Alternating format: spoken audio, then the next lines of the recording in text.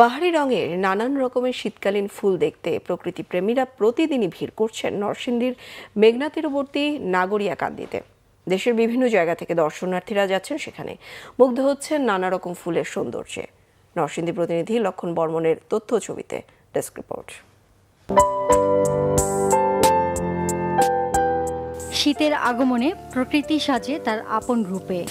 দেখা যায় নানান রঙের ফুলের সমাহার, সূর্যমুখী, কসমস ও নানান রঙের পিটুনিয়া ফুলের সমারোহে সেজে উঠেছে নরসিংদীর মেঘনা নদীর তীরবর্তী নাগরিয়াকান্দি। শহরের যান্ত্রিক জীবন থেকে বেরিয়ে এসে এমন এক ফুলের রাজ্যে নিমিষেই ভালো হয়ে যায় মন। এই সৌন্দর্য উপভোগে প্রতিদিনই দেশের বিভিন্ন প্রান্ত থেকে ছুটে আসছেন প্রকৃতি প্রেমীরা। নানান ফুলের রঙে রাঙিয়ে নিচ্ছেন মন। ফুলের সাথে নিজেদের ছবি তোলায় রীতিমতো প্রতিযোগিতা চলে এখানে।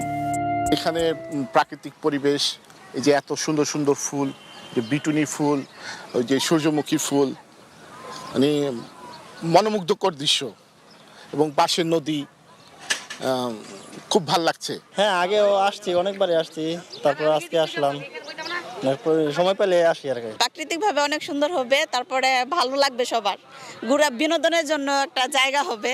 মেঘনা নদীর পাশে মানে কসমস ফুল, মানে সূর্যমুখী বাগান, আপন হাউস, মানে এটা দেখার জন্যই আমরা ফ্যামিলি নিয়ে আসছি। বেশি বেশি গাছ লাগালে আমাদের পরিবেশে যে বিরূপ প্রভাবগুলো পড়ছে এগুলো আস্তে আস্তে কমে যেতে পারে।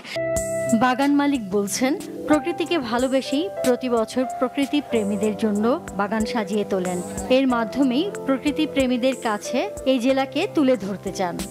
সারা বাংলাদেশে অনেক পার্ক, রেস্টুরেন্ট পাবেন, অনেক থিম পার্ক আছে, অনেক কিছু আছে, কিন্তু ফুল দিয়ে সাজানো এরকম খুব একটা পাবেন না, যেটা একমাত্র আমি নরসিংদীতে করেছি।